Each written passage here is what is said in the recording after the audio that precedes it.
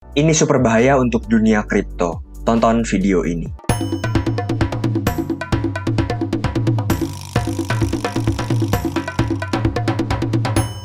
Halo semua, selamat malam. Kembali lagi bersama saya Ardo di channel Pace Crypto. Terima kasih telah menonton video saya. Untuk malam ini kita akan membahas salah satu drama yang sedang naik daun dalam dunia cryptocurrency, dan menurut saya pribadi ini sangat berbahaya sekali karena ini menyangkut paut yang namanya FTX dan juga Solana kemungkinan besar. Nah, jika kalian belum tahu FTX itu apa, saya akan menjelaskannya nanti ya kawan-kawan. Sebelum nonton jangan lupa untuk kasih like dan juga subscribe di channel saya. Kita akan langsung masuk ke dalam pembahasannya. Jadi kawan-kawan, FTX itu merupakan exchange terbesar kedua di dunia yang paling aktif ya kawan-kawan. Misalnya di Amerika sendiri, orang-orang dilarang untuk menggunakan Binance, sehingga mereka menggunakan yang namanya FTX ataupun Coinbase ini kawan-kawan. Jadi FTX ini merupakan exchange ataupun tempat jual beli kripto yang sangat besar sekali dan sangat berpengaruh sekali di dunia. Nah, sekarang kita masuk ke dalam berita pertama, bagaimana awal mulanya kasus ini dapat dimulai. Nah, kita akan baca berita di sini kawan-kawan, berita yang sangat penting sekali. Sam Bankman-Fried ini ataupun disingkat SBF, ini merupakan owner dari yang namanya FTX tadi kawan-kawan. Jadi dia merupakan pemilik dari FTX. Dan perlu saya beritahu juga bahwa yang namanya Alameda Research ini merupakan venture capital ataupun bandar besar. Ini juga bekerja sama dengan sangat dekat sekali dengan yang namanya SBF ataupun Sam Bankman-Fried ini. Ini merupakan gambar orangnya kawan-kawan. Berita ini menjelaskan bahwa ada kejanggalan dalam portofolio Alameda Research. Kita akan membahasnya melalui Twitter. Nah, ini merupakan kejanggalan tersebut kawan-kawan, di mana pada saat 30 Juni lalu, portofolio Alameda Research ataupun bandar yang dimiliki oleh SBF ini merilis yang namanya laporan keuangan milik mereka. Yang aneh di sini adalah di mana semua asetnya berhubungan dengan yang namanya FTT token. Nah, ini bukanlah suatu hal yang baik. Mengapa? Karena jika kita lihat di sini, 3,6 billion dolarnya dalam bentuk unlocked FTT. Jadi FTT yang belum dapat dijual belikan. Jika kita lihat sekarang di CoinMarketCap, kita dapat lihat di sini kawan-kawan bahwa market cap-nya sebesar 3 miliar dolar. Jadi kita dapat memikirkan sendiri seberapa besar nilai FTT yang mereka miliki. Dan juga ini tidak liquid ya kawan-kawan. Mengapa? Karena unlocked. Begitu pula karena ini merupakan suatu token, jadi jika dijual akan berbahaya sekali. Jadi ini tergolong dalam aset yang namanya illiquid asset ataupun aset yang tidak liquid. Apa itu aset yang tidak liquid? Artinya aset yang tidak dapat diperjualbelikan secara langsung. Jadi butuh waktu ataupun susah diperjualbelikan. Berikutnya mereka juga memiliki banyak sekali kawan-kawan di sini project-project kripto yang dimiliki oleh SBF tadi ataupun Sam Bankman-Fried tadi kawan-kawan, seperti Solana. Berikutnya banyak altcoin lain seperti Serum dan lain-lain. Nah, tiba-tiba kemarin ini muncul berita yang sangat menghebohkan dunia kripto di mana Binance memindahkan seluruh FTX yang mereka miliki ke dalam Binance. Ini merupakan pernyataan dari CZ resmi kawan-kawan ataupun owner dari Binance secara resmi.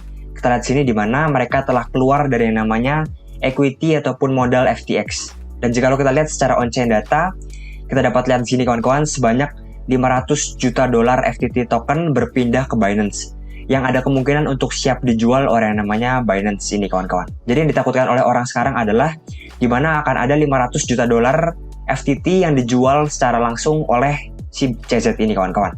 Dan hal tersebut sudah dikonfirmasi oleh namanya CZ Binance ataupun CEO dari Binance itu sendiri. Nah, yang menarik adalah di mana tiba-tiba orang dalam dari Alameda Research menge-tweet seperti ini. Mereka menge-tweet bahwa mereka ingin membeli FTT yang dimiliki oleh Binance dengan harga 22 dolar.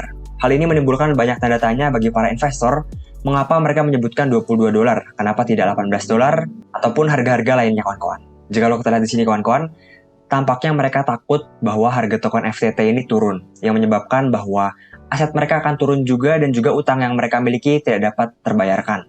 Karena mereka memiliki utang yang sangat besar juga.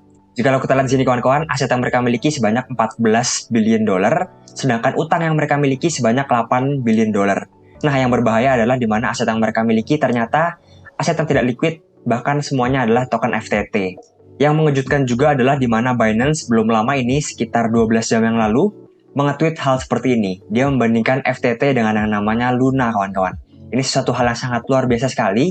Menurut saya merupakan peringatan besar dari yang namanya CZ ataupun CEO Binance. Di sini juga ada tweet dari Lark Davis di mana dia bilang bahwa Binance akan menjual banyak sekali FTT karena ada masalah ya.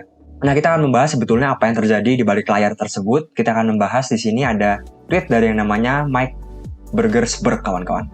Kita akan bacanya secara perlahan di sini. Oke, poin pertama di sini adalah dia mengutip yang namanya berita dari CoinDesk yang tadi bahwa portofolio dari Alameda Research ini sangat aneh sekali karena banyak sekali token FTT-nya.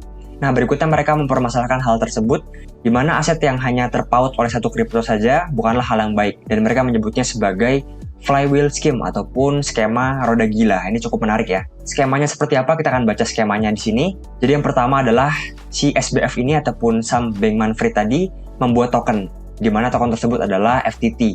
Berikutnya mereka akan pump tokennya dengan berbagai cara, dengan menggunakan uang mereka dan sebagainya, pom-pom dan sebagainya. Berikutnya, karena harga tokennya naik, mereka akan menambahkan harga token tersebut sebagai aset yang mereka miliki, sehingga terlihat bagus di masyarakat. Terlihat seakan-akan mereka memiliki banyak aset, dan juga mereka kaya. Nah, berikutnya mereka tinggal show off sukses. Mereka tinggal memamerkan FTT token yang mereka miliki dengan harga yang sudah naik. Berikutnya akan ada banyak investor yang mau meminjamkan uang pada mereka dengan kolateral ataupun dengan jaminan, yaitu adalah token FTT yang mereka miliki. Nah, berikutnya hal tersebut akan terus berputar sehingga mereka mendapatkan pinjaman yang sangat banyak sekali dengan kolateral ataupun jaminan yang palsu, kawan-kawan. Ini cukup menarik sekali. Hal tersebut juga digadang-gadang mirip dengan yang namanya Celsius ya, kawan-kawan, jika kita tahu. Oke, di sini juga ada penjelasan secara singkat di mana FTX mengeprint token FTT cara ngawur-ngawuran, kawan-kawan. Berikutnya mereka meminjamkannya kepada Alameda Research. Berikutnya mereka meminjamkan juga USD Stables. Dan akhirnya mereka mendapatkan money secara infinite. Nah, di sini ada beberapa on-chain data yang cukup membingungkan, pergerakan-pergerakan aneh dari yang namanya Alameda Research dan juga dari FTX. Yang pertama di sini, jumlah Ethereum yang mereka miliki turun drastis. Ini merupakan tanda tanya, mengapa mereka menjual Ethereum mereka di tengah bear market ini?